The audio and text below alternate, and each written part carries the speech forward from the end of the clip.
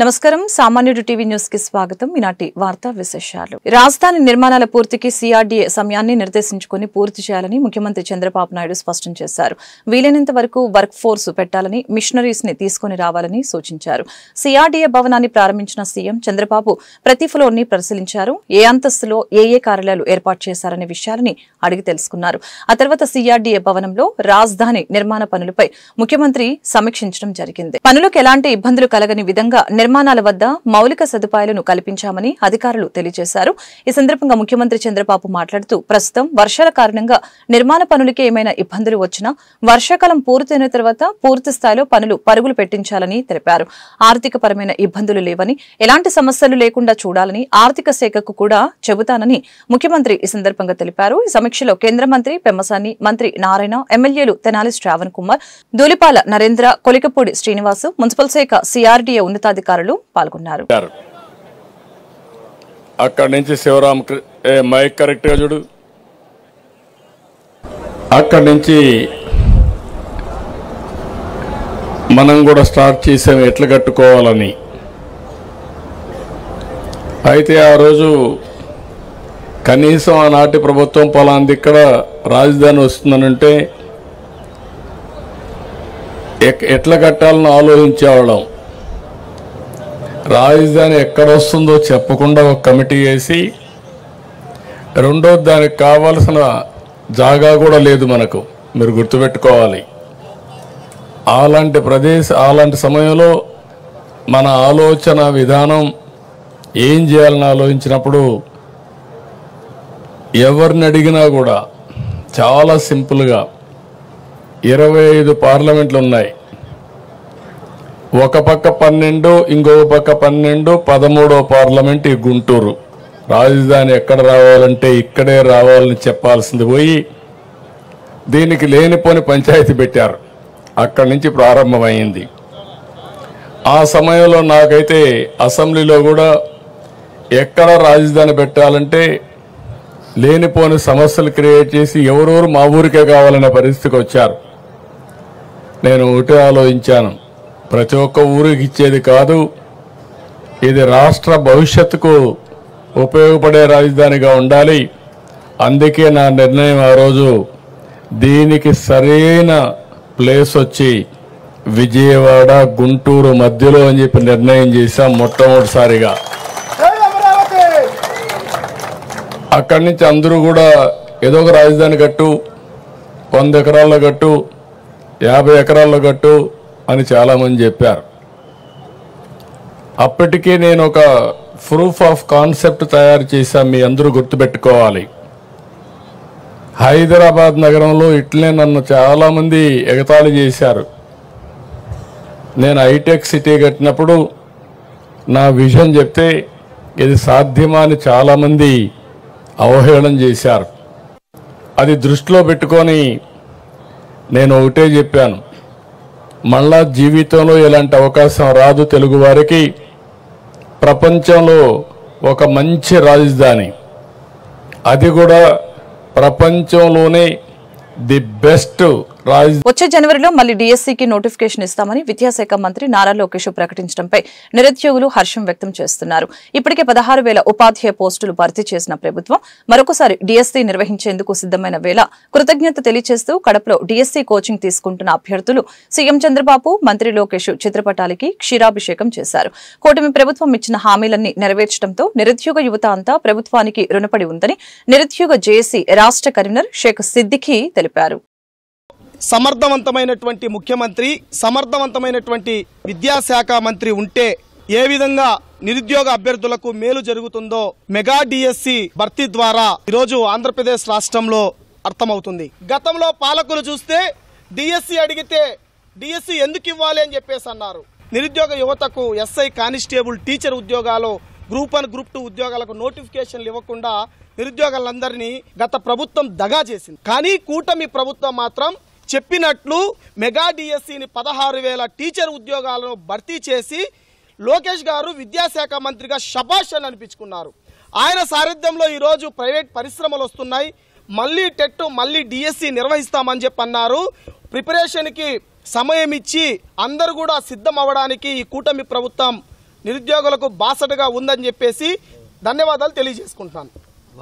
Last ప్రభుత్వంలో ఒక DSC notification లేకుండా జరగడం అనేది చాలా అన్యాయం. అది లక్షల్లో ఉన్నారు, బీఎడ్ చేసి చాలా పోస్ట్ గ్రాడ్యుయేషన్ చేసి ఎడ్యుకేషన్ చేసి బాగా చాలా మంది ఉన్నారు. రీసెంట్గా 16,000 ఉద్యోగాలు ఇచ్చి పెద్ద సంఖ్యలో ఈ నోటిఫికేషన్ జరిగింది. దానికి చాలా సంతోషకరం. రాష్ట్రం ఏర్పడిన తర్వాత మొదటిసారి అఖిల భారత పోలీసు పవర్ లిఫ్టింగ్ క్లస్టర్ పోటీలు జరగడం శుభపరిణామమని హోంమంత్రి అనిత అన్నారు. అఖిల భారత పోలీసు పవర్ లిఫ్టింగ్ క్లస్టర్ పోటీలను హోంమంత్రి అనిత, డీజీపీ హరీష్ కుమార్ గుప్తాలు ప్రారంభించారు. క్రీడలకు కూటమి ప్రభుత్వం ప్రాధాన్యతనిస్తుందన్న అనిత రాజధానిలో స్పోర్ట్స్ సిటీ ఏర్పాటు చేస్తామని వెల్లడించారు. ఈ నెల 17 వరకు విట్ ఆచార్య నాగార్జున యూనివర్సిటీలో జరిగే పోటీలో 32 రాష్ట్రాల నుంచి క్రీడాకారులు పాల్గొననున్నారని తెలిపారు. దేశ నలుమూల నుంచి వివిధ పోలీస్ శాఖల దగ్గర నుంచి ఇక్కడికి విచ్చేసిన ప్రతి ఒక్క పోలీస్ క్రీడాకారులకి కూడా ప్రత్యేకంగా ఆంధ్రప్రదేశ్ పోలీసు శాఖ తరపున స్వాగతం తెలుపుతూ ఇటువంటి జాతీయ క్రీడల్ని మన ఆంధ్రప్రదేశ్ పోలీసు శాఖ ఈరోజు మనం హోస్ట్ చేయడమే కాకుండా ఇక్కడ ఈ కార్యక్రమాలు నిర్వహించడం అనేది మన స్టేట్ ఏర్పడిన తర్వాత ఫస్ట్ టైం మనం చేయటం, ఇది కూడా మన అదృష్టం కింద భావించాలి. ఆంధ్రప్రదేశ్ గవర్నమెంట్ ప్రత్యేకంగా గౌరవ ముఖ్యమంత్రి గారు నారా చంద్రబాబు నాయుడు గారు పోలీసులకి సంబంధించి ఈరోజు పవర్ లిఫ్టింగ్, అదేవిధంగా వెయిట్ లిఫ్టింగ్ తో పాటు యోగా అన్నది కూడా ఈరోజు కాంపిటీషన్స్ ఏర్పాటు చేయాలి అని చెప్పడం కూడా ఒక దూరదృష్టికి, ఒక నిజంగా చెప్పాలంటే ఒక తార్కాణం. ఎస్పెషల్లీ గౌరవ ముఖ్యమంత్రి గారు తెలిసి ఈరోజు పోలీస్ డిపార్ట్మెంట్ కి సంబంధించి ఆంధ్రప్రదేశ్ గవర్నమెంట్ ప్రత్యేకంగా ఈ వెల్ఫేర్ అండ్ స్పోర్ట్స్ కి సంబంధించి ప్రతి జిల్లాలోని కూడా ఒక ఆర్ఐ స్థాయి వ్యక్తిని, ఒక ఇన్స్పెక్టర్ ని కూడా అక్కడ అపాయింట్ చేసి ఆరోగ్యంగా వాళ్ళు ఎలా ఉన్నారు, వాళ్ళకి హెల్త్ టెస్టులు చేయించడం దగ్గర నుంచి స్పోర్ట్స్ లో కూడా వాళ్ళని ముందుండేటట్టుగా ఒక ట్రైనప్ చేయడానికి ప్రతి జిల్లాలోని కూడా ఫస్ట్ టైం ఈ రోజు మనందరం కూడా ఇంట్రడ్యూస్ చేయడం జరిగింది. ఒక దేశంలో ఉన్న ప్రత్యేకమైన weight lifting, power lifting and yoga competitions లో ఉన్న వాళ్ళు ఈ వేదిక మీదకి వచ్చారంటే మీలో ఒక సత్సంబంధాలు ఏర్పడాలి. ఒక మంచి వాతావరణంలో, ఒక స్పోర్టివ్ వాతావరణంలో విజేతలైన వాళ్ళు ఆనందంగానే వెళ్ళాలి, విజేతలు కాని వాళ్ళు కూడా ఆనందంగానే వెళ్ళాలి. ఎందుకంటే ఈ స్టేజ్ వరకు వచ్చామంటేనే మీరు వన్ ఆఫ్ ద విజేతల కింద మీరు కూడా భావించుకోవాల్సిన అవసరం ఉంది. Immense pride and heartfelt warmth that I welcome you all to the opening ceremony of 2nd All India Police Weightlifting Cluster 2025-26. We are truly honored to host this prestigious event here in Andhra Pradesh, and we extend our sincerest greetings to each one of you and who have gathered here from different forces, different states. This tournament is not merely a contest of strength and skill, but it's a celebration coming together of camaraderie, discipline and resolute spirit of the police forces across the nation. రాష్ట్రంలో ఎక్కడ PDS బియ్యం అక్రమ రవాణా జరగకుండా చర్యలు తీసుకుంటున్నట్లు పౌర సరఫరాల శాఖ మంత్రి నాదెండ్ల మనోహర్ తెలిపారు. అక్రమ పీడీఎస్ రైస్ రాకుండా అడ్డుకోవడానికి 700 మొబైల్ కిట్స్ ని సిద్దం చేసినట్లు వివరించారు. ఆ మొబైల్ కిట్లను మంత్రి మీడియాకు చూపించారు. కూటమి ప్రభుత్వం ఏర్పడిన 14 నెలల్లో 5,65,000 క్వింటాలు స్వాధీనం చేసుకున్నట్లు వెల్లడించారు. ఎక్కడైనా ఇమ్మీడియట్ గా మేము సరుకు వెరిఫై చేయడానికి ఈ ప్యాన్ లో మేము రైస్ శాంపుల్ తీసుకున్నాక ముందుగా ఒక స్ప్రే బాటిల్ ఉంటుంది. ఆ స్ప్రే బాటిల్లో ఉన్న ఆ క్లోరైడ్ సొల్యూషన్ని, హైడ్రోజన్ క్లోరైడ్ సొల్యూషన్ని ముందు స్ప్రే చేసి దాని తర్వాత పొటాషియం థయోసైనైడ్ సొల్యూషన్ని స్ప్రే చేసి అది రంగు మారగానే, అది ఎర్రపు రంగుకు మారితే అది పీడీఎస్ రైస్గా మేము నిర్ధారించే విధంగా మా అధికారులు దీని గురించి చాలా లోతుగా అధ్యయనం చేసి ఒక అద్భుతమైన సొల్యూషన్ తీసుకొచ్చారు. ఇది ఒక రెవల్యూషనరీ స్టెప్. దేశంలో ఎక్కడ ఈ విధంగా ఆలోచించలేదు. ఒక మార్పు తీసుకొస్తున్నాం, కొత్త సంస్కరణ తీసుకొస్తున్నాం. 20 రోజుల్లో ఉక్కుపాదంతో ఖచ్చితంగా ప్రజలకి అంకిత భావంతో పనిచేసే ఒక కార్యాచరణ, ఎక్కడ కూడా పొరపాటు జరగకుండా రాబోయే రోజుల్లో రైతాంగం సహకారంతో ఏ విధంగా ఈరోజు మధ్యాహ్న భోజనం పథకంలో అద్భుతమైన రైస్ క్వాలిటీ మేము అందించగలుగుతున్నాం మన బిడ్డలకి, ఆ విధంగానే మన పౌరులందరికీ కూడా మా వంతు మేము కృషి చేసి ఒక మంచి సొల్యూషన్ తీసుకొచ్చే విధంగా ముందు అడుగేస్తున్నాం. కూటమి ప్రభుత్వం ప్రజా వ్యతిరేక విధానాలకి పాల్పడుతుందని వైసీపీ నాయకులు పోతిన మహేష్, మోదుగుల వేణుగోపాల్ రెడ్డి ఆరోపించారు. ప్రభుత్వ మెడికల్ కళాశాలల ప్రైవేటీకరణకు వ్యతిరేకంగా 1 కోటి సంతకాల సేకరణ కార్యక్రమం చేపట్టామని ప్రకటించారు.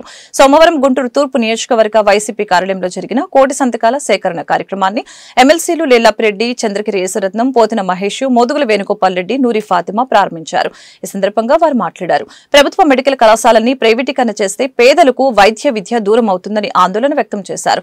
వైసీపీ తిరిగి అధికారంలోకి రాకని పీపీపీ విధానం రద్దు చేస్తామని హెచ్చరించారు. జగన్మోహన్ రెడ్డి గారి ఆధ్వర్యంలో వైఎస్ జగన్మోహన్ రెడ్డి గారి పాలనలో వారు ముఖ్యమంత్రిగా ఉండగా ఈ రాష్ట్ర ప్రజల వైద్యం కోసం, వైద్య విద్య కోసం 17 మెడికల్ కాలేజీలని నిర్మాణం చేసి ప్రతి పేదవాడికి, ప్రతి మధ్యతరగతి వాడికి నాణ్యమైనటువంటి వైద్యం అందించాలి, పేద మధ్యతరగతి ప్రజలకి డాక్టర్ అయ్యేటువంటి కళని సాకారం చేయాలనేటువంటి ఒక గొప్ప ఉద్దేశంతో కేవలం 3 సంవత్సరాల కాలంలో 17 మెడికల్ కాలేజీల నిర్మాణానికి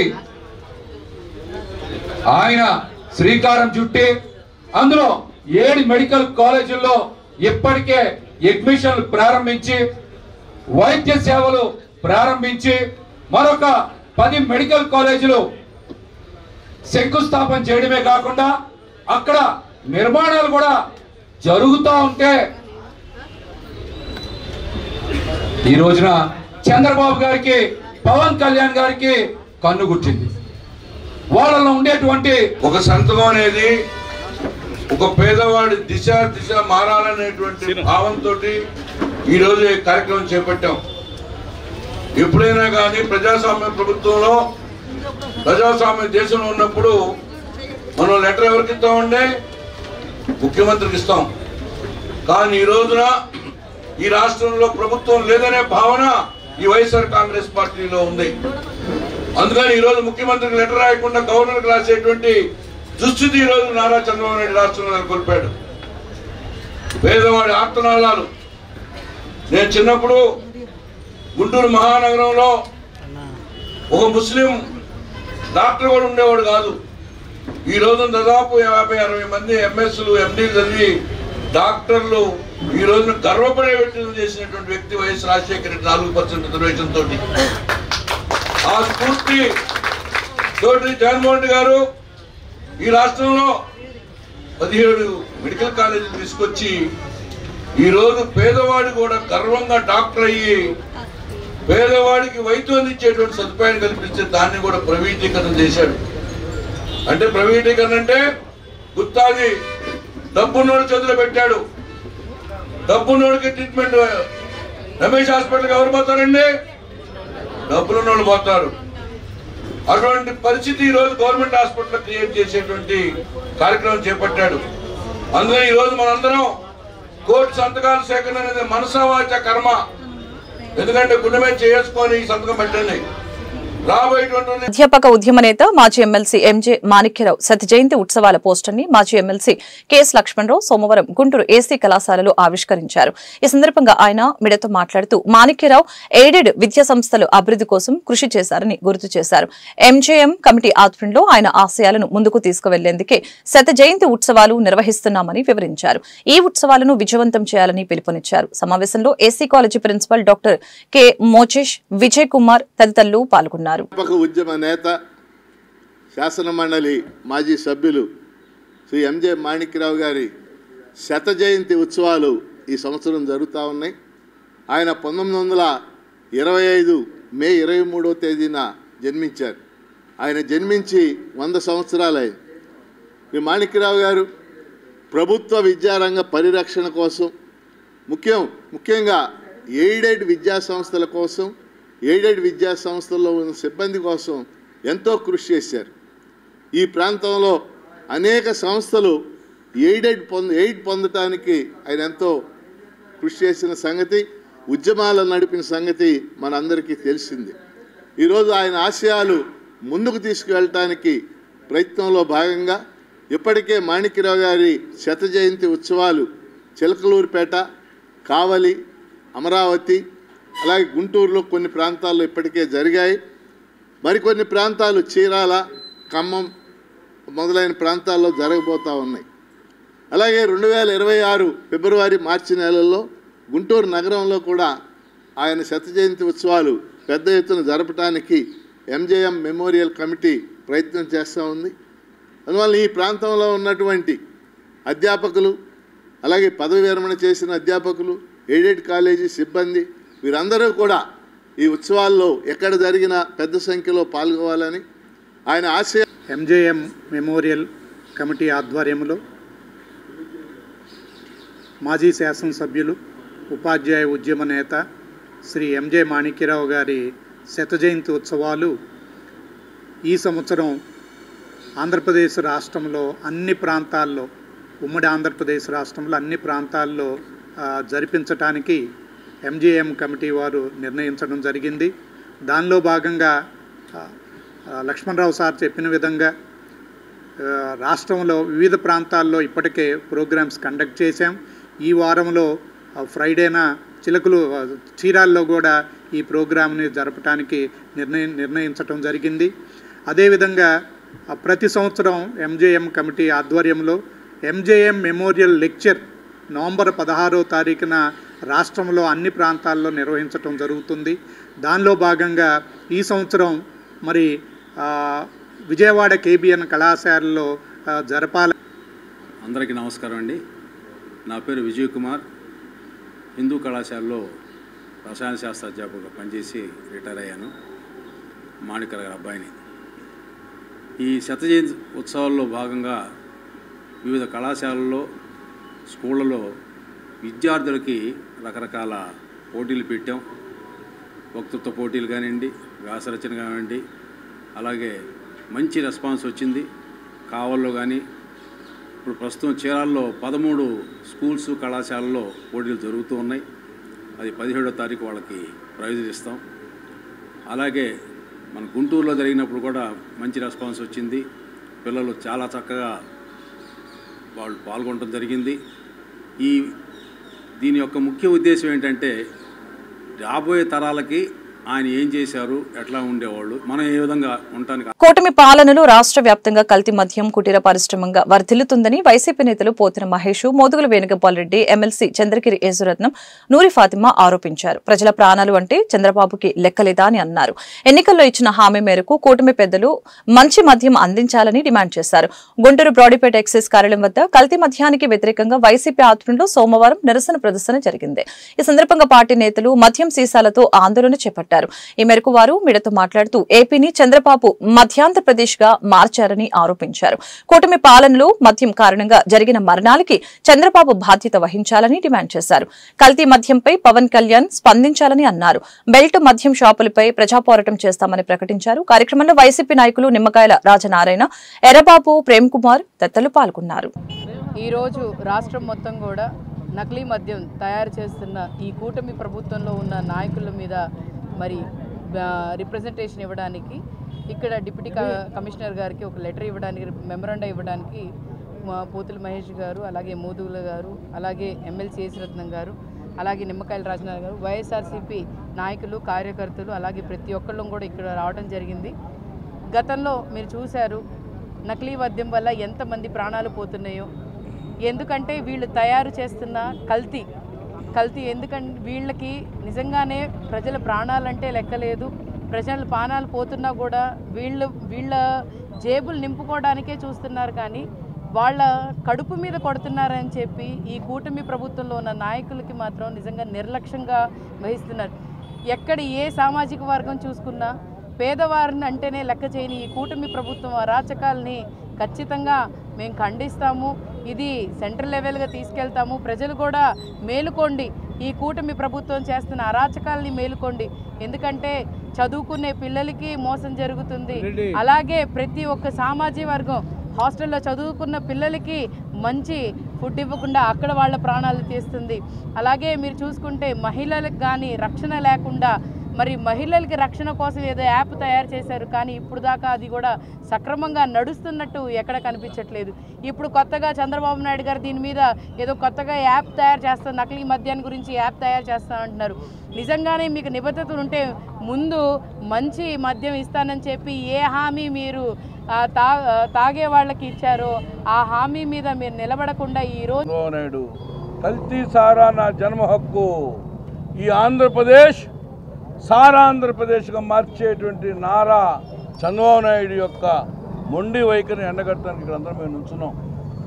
ఎంత వర్షమైనా లెక్కకుండా వైఎస్ఆర్ కాంగ్రెస్ పార్టీ నేతృత్వంలో ఈ ప్రభుత్వ లోపాలనే ధ్యేయంగా ఈ రాష్ట్ర ప్రజల ఆరోగ్యం సంక్షేమం ధ్యేయంగా పనిచేస్తున్నటువంటి ఇక్కడ విచ్చేసిన వైఎస్ఆర్ కాంగ్రెస్ పార్టీ కార్యకర్తలందరికీ కూడా పేరు పేరున అభినందన తెలియజేసుకుంటా ఉన్నాను.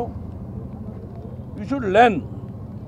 ఈరోజు రాజశేఖర రెడ్డి గారు ఇచ్చినటువంటి పథకాలు, ముస్లిం 4% రిజర్వేషన్, చంద్రబాబు నాయుడు వచ్చాడు తర్వాత కదిలిచ్చాడా? ఫ్రీ కరెంటు కదిలిచ్చాడా? ఫీజు రీఎంబర్స్మెంటు ఎవరైనా గవర్నమెంట్ సాగతిచ్చిందా? ఈ రోజున జగన్మోహన్ రెడ్డి గారు ప్రభుత్వ మధ్య దుకాణాలు నడిపాడు.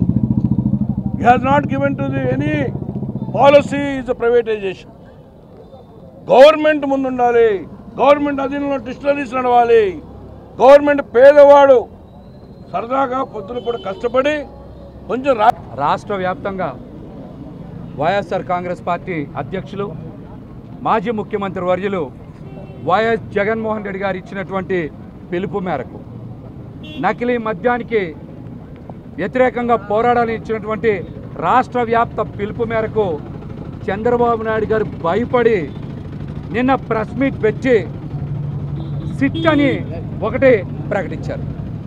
సిట్ అనేది చంద్రబాబు నాయుడు గారి జేబు సంస్థ.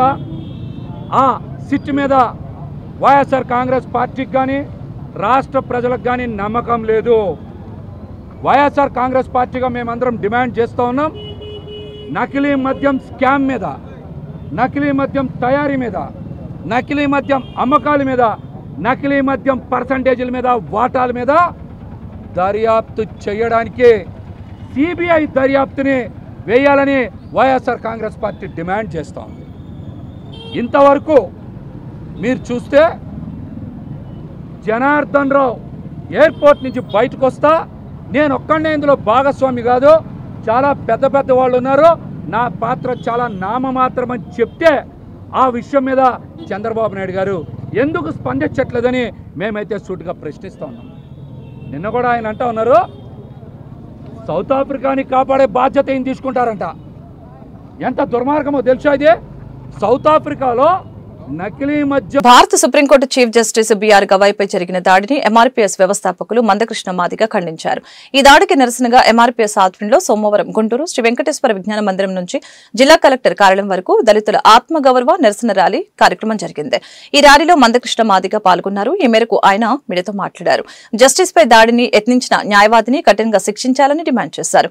కార్యక్రమంలో ఎంఆర్పీఎస్ నాయకులు doctor Munnangi Nagaraju Madiga, doctor YK Viswanath Madiga, Rudrapogu Suresh Madiga, Kuchipudi Satyam Madiga, Vemuri Sudheer Madiga, Murikipudi Hrudaya Raju Madiga, చిలక సాంబయ్య తదితరులు పాల్గొన్నారు.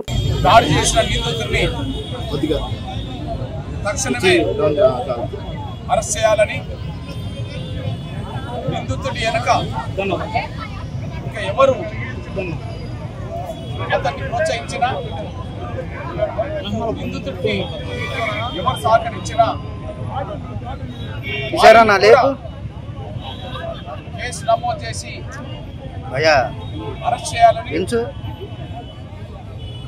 నిందితుడి వెనుక ఎవరెవరు కుట్రలు చేశారో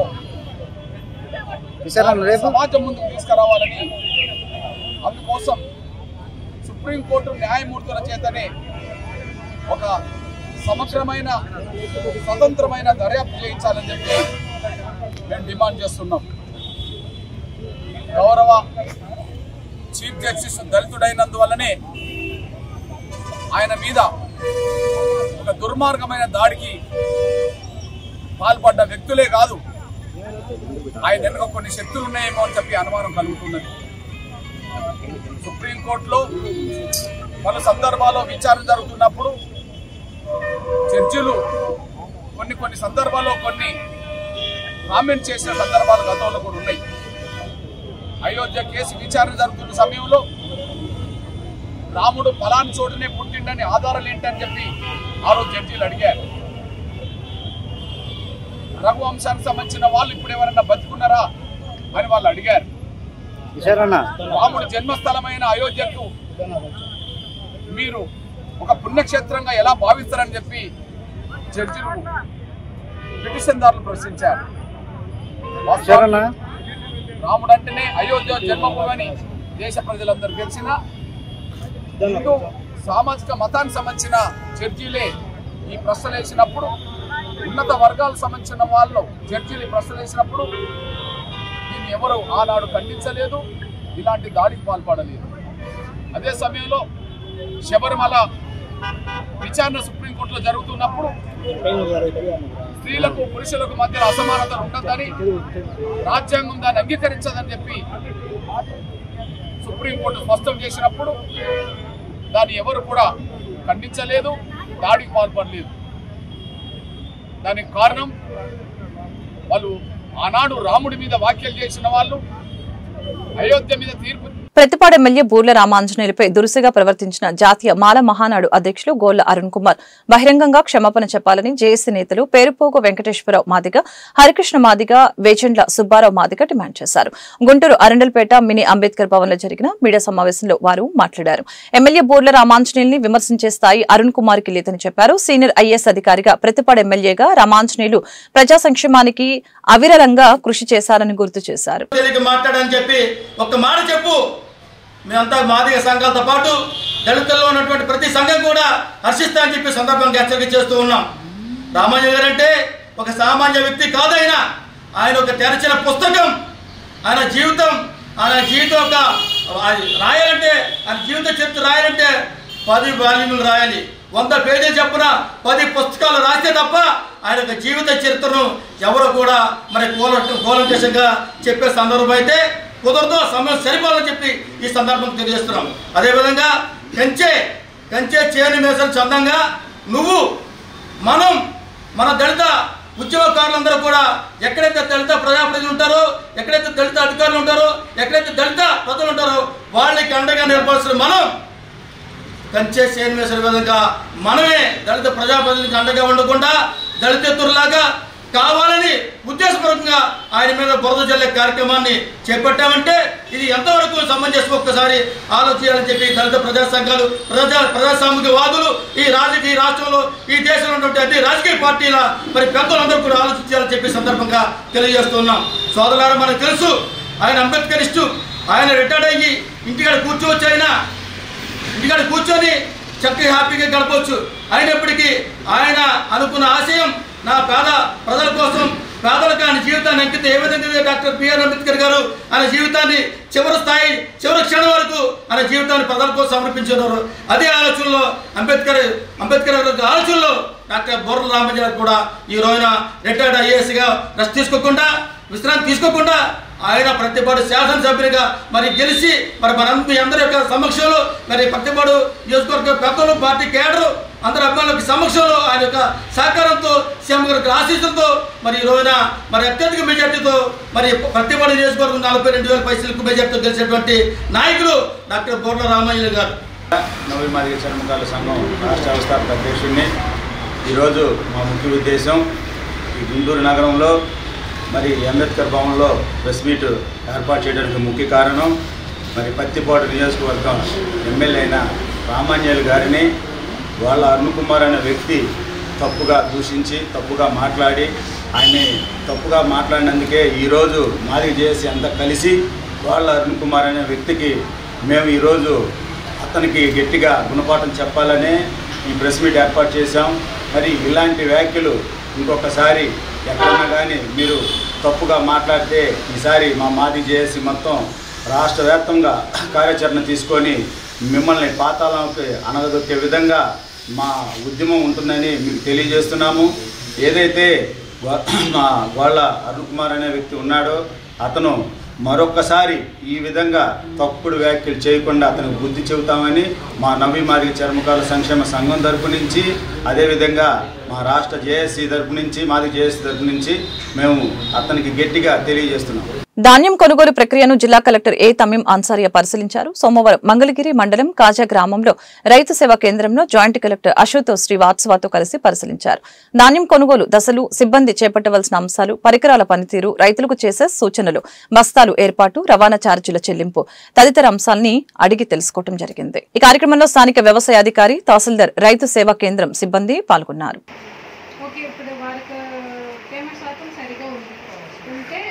వారికి గండిస్ ఇచ్చి వారు అక్కడ వారు ఫామ్ నుంచి ఎలా తీసుకొస్తారు? ఇక్కడ ఫామ్ నుంచి వాళ్ళు పొలాలు ఉన్నా కానీ అక్కడ నుంచి అక్కడ రిజెక్ట్ చేసి వేరుగా తీసుకొస్తారు. ఎక్కడండి వేరు? మనకి దగ్గరలో ఉన్న ట్యాగర్ చేసిన మనకి జిల్లాలో ఎన్ని ఉన్నాయి?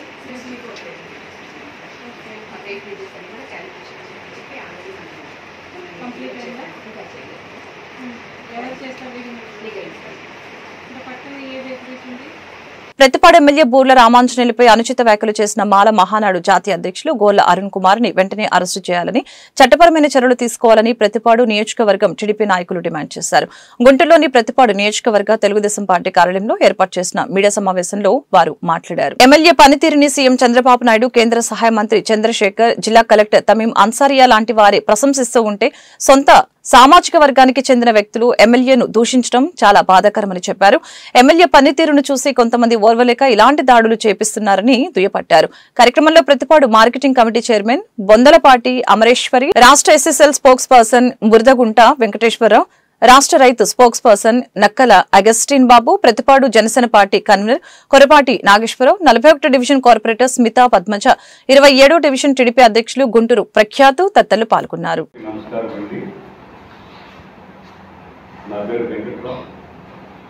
నేను రాష్ట్ర ఎస్ఎస్ఎల్ అధికార ప్రతినిధిని. నేను జరిగిన సంఘటనలో ఎమ్మెల్యే గారు అన్నది తప్పు లేదు. ఎందుకంటే నిన్న మాట్లాడిన అతను గతంలో వైసీపీ ఉన్నప్పుడు నేను వైసీపీ అంటాడు, తెలుగుదేశం వచ్చిన తెలుగుదేశం పార్టీ అని తిరుగుతూ ఉంటాడు మా నాయకులకి. ఎమ్మెల్యే గారికి ఆయన నోటీస్ కందింది ఆ వార్త, డబ్బులు ఇస్తున్నారు ఇక్కడ చనిపోయిన వాళ్ళకి, మేము కష్టపడ్డాము, మీరు మాకు డబ్బులు ఇవ్వాలి అని డిమాండ్ చేసినట్లుగా ఎమ్మెల్యే గారికి అక్కడ లోపల చెప్పారు. చెప్పబట్టే ఎమ్మెల్యే గారు అన్నారు, అంతేగాని ఆయన ఏం తప్పు మాట్లాడాలి ఎమ్మెల్యే గారు. ఇంకొకటి, గుమ్మడికాయల దొంగ ఎవడంటే భుజాలు తడుపుకున్నట్టుగా నీకెందుకు, ఎవడన్నాడు దళారి, వాళ్ళు వస్తారు, నువ్వు దళారి కాదు కదా. కానప్పుడు ఎమ్మెల్యే గారు పక్కన కేంద్ర మంత్రి పెంసాని గారు ఉన్నారు, మరి ఎమ్మెల్యే గారిని పెంసాని గారిని దగ్గర పెట్టుకొని మంచి కార్యక్రమం జరుగుతూ ఉంటుంటే నువ్వు దాన్ని చెడగొట్టాలని కొంతమంది వైసీపీ కార్యకర్తలు ఎంట పెట్టుకొని అక్కడికి వచ్చి దాన్ని డిస్టర్బెన్స్ చేశావు. అది నీకు కరెక్టేనా తమ్ముడు? నీవు చేస్తాను అనుకున్నావే, చాలా రాంగ్ చేస్తున్నావు. ఒకటి గుర్తుపెట్టుకో, భవిష్యత్తు అనేది నీట్గా. స్మితా పద్మజ, నేను 41వ వార్డు కార్పొరేటర్ని. మా వార్డు వచ్చి ప్రతిపాడు నియోజకవర్గంలో ఉంటుంది. మరి గత కొంతకాలంగా చూసుకుంటే తురకపాలెంలో జరుగుతున్నటువంటి మరణాల వెనుక ఏమున్నది ఏంటి అనేది అందరికీ ఎంతో ఉత్కంఠతో అందరూ చూస్తూ ఉన్న పరిస్థితి. అట్లాంటి పరిస్థితుల్లో అక్కడ మరి నీళ్ళ వల్ల కానీ ఇంకేదన్నా వల్ల కానీ సమస్య వచ్చి మరి ఎంతోమంది చనిపోవడం జరిగింది. మరి ఆ విషయం తెలిసిన దగ్గర నుంచి మన ఎంపీ గారు, కేంద్ర మంత్రివర్యులైనటువంటి చంద్రశేఖర్ గారు, అలానే మా ప్రతిపాడు ఎమ్మెల్యే బూర్ల రామాంజనేయులు గారు వారు అనినిత్యం తురకపాలెంలో ఉన్న పరిస్థితులను వారు ప్రతిరోజు దాన్ని పర్యవేక్షిస్తూ వారికి కావాల్సినటువంటి హెల్త్ ఎమర్జెన్సీ ప్రకటించి మరి అక్కడ ఎంహెచ్ఓ గారిని కానీ మెడికల్ స్టాఫ్ని కానీ అందరినీ అక్కడ డిప్లాయ్ చేసి మరి వాళ్ళకి కావాల్సిన మరి బ్లడ్ శాంపిల్స్ని తీసుకోవడం 6,000 వరకు చేశారంటే మరి అది గొప్ప విషయం. మరి ఎంపీ గారి చొరవతో, ఎమ్మెల్యే గారి చొరవతో అంతమందికి బ్లడ్ టెస్ట్ చేయడం జరిగింది. వారికి వచ్చిన సమస్య ఏంటో తెలుసుకోవడం జరిగింది. మరి వారితోనే మరి ఆయన ప్రయాణిస్తూ ప్రతిరోజు మరి వారికి 2 నెలల నుంచి భోజనం కానీ, మరి మార్నింగ్ బ్రేక్ఫాస్ట్ కానీ, మరి వారికి మంచినీటి సదుపాయం కానీ, శానిటేషన్ కానీ, ఇట్లా ఎన్నో విధాలుగా వారికి సహాయపడుతూ ఉన్నారు. మరి అదేవిధంగా ఆ సమస్యని మరి మన ముఖ్యమంత్రి వర్యులు శ్రీ చంద్రబాబు నాయుడు గారి దృష్టికి తీసుకెళ్ళడం జరిగింది, పవన్ కళ్యాణ్ గారి దృష్టికి తీసుకెళ్ళడం జరిగింది. మరి వారి దృష్టికి తీసుకెళ్ళి ఇట్లా సమస్య నాకు అందజేసింది పదవిది. ఇంత గొప్ప పదవి నాకు ఇచ్చారంటే ఎక్కడండి అన్యాయం జరిగింది? ఒక ఎమ్మెల్యే గారి మీద, రామాంజనేయులు గారి మీద ఇలాంటి బొట్టు చల్లడానికి అట్లాంటి చీడపుడు అన్న ఒక వ్యక్తి, గోళ్ళ అరుణ్ అన్న వ్యక్తి వస్తాడా అండి? ఎందుకు వస్తాడు అతను? ఏంటండి దానికి కారణం ఏంటి? దానికి కారణం అతని వెనకాల వేరే వ్యక్తులు ఉన్నారండి. ఆ వ్యక్తులు చూసుకొని అతను ఏదో చేయాలనుకుంటున్నాడు. అతను చేస్తానంటే ఇక్కడ ఎవరు భయపడేది లేదు. ఇంకోసారి అట్లా కానీ చేస్తే కానీ ఊరుకునేదే లేదు. గతంలో కూడా కొన్ని కార్యక్రమాలు సొంతపట్టణంలో జరిగేటప్పుడు తను కూడా వచ్చాడండి. వచ్చి కొన్ని విషయాల్లో కూడా కొంతమంది ఎమ్మెల్యేలను అట్లా కించపరిచాడు. తనకి ఇదే ఉద్దేశం, వేరే ఉద్దేశం ఏం లేదు. జనాన్ని భయపెట్టడం, జనం దగ్గర అమౌంట్ తీసుకోవడం అన్నది. ముఖ్యమంత్రి సహాయ నిధి కింద నిన్న 5 లక్షల రూపాయలు ప్రతి కుటుంబానికి ఇవ్వడం మరి చాలా ఆ కుటుంబాలకి మంచి ఆదరణతో కూడుకున్నటువంటి విషయం. మరి దీన్ని పక్కదారి పట్టించడానికి నిన్న స్థానిక శాసనసభ్యులు రామాంజనేయులు గారు కూడాను ఏ విధమైనటువంటి తప్పు మాట మాట్లాడారు. దళారులు అనేటటువంటి ఒక పదం శాసనసభ్యులు గారి నోటి నుంచి వచ్చిన వెంటనే అరుణ్ కుమార్ గారు ఆ విధంగా దూకుడుగా ప్రవర్తించడం అనేటటువంటిది చాలా శోచనీయం. ఎందుకంటే అతనికి అలాంటి అభిప్రాయం ఉండబట్టే, లేదా తనను ఏదన్నా ఆ ఉద్దేశంతో అతను భావించాడో తెలియదు, కానీ మరి ఆ విధంగా అతను దూకుడుగా మాట్లాడి శాసనసభ్యులు గారిని అవమానించడం. వైసీపీ గవర్నమెంట్ లో లక్షల మంది కిడ్నీలు పాడైపోయి వేల మంది చనిపోవడం జరిగింది. నువ్వెక్కడున్నావు? నీ కుల సంఘాలు నువ్వు కులం అడ్డం పెట్టుకుని వైసీపీ ముసుగులో నువ్వు తిరిగిన నాయకుడివి. నువ్వు వైసీపీ మొన్నటి దాకా ఎవరి దగ్గర ఉన్నావు? నువ్వు వైసీపీ నాయకుడి దగ్గర ఉన్నావు. ఈ రోజున నువ్వేదో నేను తెలుగుదేశం నాయకుల ఆఫీసుల దగ్గర తిరుగుతూ నువ్వు అనేక కబ్జాలకు పాల్పడుతున్నావు. అరుణ్ కుమార్, నేను ఒకటే చెప్తున్నా, ఈ రోజున పత్తిపాడు నియోజకవర్గంలో నువ్వు ఎక్కడైనా ఏదన్నా చిన్న ఇష్యూ జరిగినా నిన్ను ఇమ్మీడియట్గా అరెస్ట్ చేయడానికి మేము సిద్ధంగా. కలెక్టర్ కార్యాలయంలో నిర్వహించిన గ్రీవెన్స్ డేకి ఫిర్యాదుదారులు పెద్ద సంఖ్యలో తరలివచ్చారు. ఈ మేరకు collector Tameem Ansariya, joint collector Asitosh Srivatsav, ఇతర అధికారులు ప్రజల వద్ద నుంచి ఫిర్యాదులను స్వీకరించారు. ఇందులో పింఛన్లు, రేషన్ కార్డులు, ఇళ్ల స్థలాలు, రహదారుల అభివృద్ధి, భూముల సర్వే, భూ ఆక్రమణలు, గుంటూరు ఛానల్ భూ సేకరణ, అధికారుల నిర్లక్ష్యంపై అధికంగా ఫిర్యాదులు అందాయి. బాధితుల నుంచి వినతుల సేకరణ, రైతాంగ సమస్యలు అధికారులు తక్షణమే పరిష్కారం చేయాలని సంబంధిత శాఖలకు ఆదేశాలు జారీ చేశారు. అదేవిధంగా గ్రీవెన్స్ లో ఫిర్యాదుల్ని అందజేసిన బాధితులు వారి సమస్యల్ని మీడియాకు వెల్లడించారు. వాగుకు వస్తున్నాయి. ఎక్కువగా 3-4 రోజులు ఎడతెరపు లేకుండా వర్షాలు పడినా కానీ, తుఫాన్లు వచ్చినా కానీ, మరి ఎలాంటి వరదలు వచ్చినా కానీ ఆ నీళ్ళన్నీ వీళ్ళ ఇళ్లలోకి పోవడము, మురికి నీళ్లు రావడము, ఇంట్లో ఉన్న సామాన్లన్నీ కొట్టుకుపోవడము, వీళ్ళు నడవడానికి కూడా చాలా ఇబ్బందులు పడుతున్నారు. నడుము పైకి నీళ్లు రావడము, ఒక్కొక్కసారి చిన్నపిల్లలు కూడా కొట్టుకుపోవటము, పెద్దవాళ్ళు కూడా అందులో పడటము, ఈత వచ్చిన వాళ్ళు తీయడం అలా జరుగుతుంది. కానీ గత 30 సంవత్సరాలుగా వీళ్ళు అక్కడ జీవనం కొనసాగిస్తారు కాబట్టి వీళ్ళకి అక్కడ నడవడానికి ఆ వాగు మీద వంతెన గురించి, అదేవిధంగా నివేశ స్థలాల గురించి, మరియు వాళ్ళ కాలనీలో ఉన్నటువంటి రోడ్లు ఏవైతే ఉన్నాయో, మరి వర్షాలు వచ్చినప్పుడు మురుగునీరు ఇళ్లలో పోయి చాలా ఇబ్బందులు పడుతున్నారు. కాబట్టి రోడ్ల గురించి కూడా మేము ఈరోజు కలెక్టర్ గారికి వినిపించుకోవడానికి ఆ గ్రామస్తులతో ఇక్కడికి రావడం జరిగింది. ఎన్ని ఇళ్ళు ఉంటాయి? ఎంతమంది నివాసం? వీళ్ళు 80 ఇళ్ళు ఉన్నాయండి. చెంచులు ఒక 45 ఉన్నారు. మిగిలిన వాళ్ళు యానాదులు ఉన్నారు సార్. వీళ్ళందరూ కూడా రోజువారీ కూలీ పనులకు వెళ్ళేవాళ్ళే. ఆ వర్షాలు పడినప్పుడు కూడా వీళ్ళు ఆ వాగు దాటి రావడానికి, గర్భిణీ స్త్రీలను కూడా తీసుకెళ్ళడానికి ఎటువంటి వెహికల్ కూడా అటువైపు రాదు. 101 వెహికల్ కూడా ఇటు నుంచి అటు వెళ్ళడానికి లేదు. వీళ్ళు తినడానికి కూడా చాలా ఇబ్బంది పడుతూ, నడుముల లోతు నీళ్లు ఖచ్చితంగా మనిషిలోతు వస్తాయండి. ఒక్కోసారి వీళ్ళు మంచినీళ్ళు తాగి మంచినీళ్ళు పైపులు, పంచాయతీ పైపులు కూడా కొట్టుకుపోవడం జరుగుతుంది.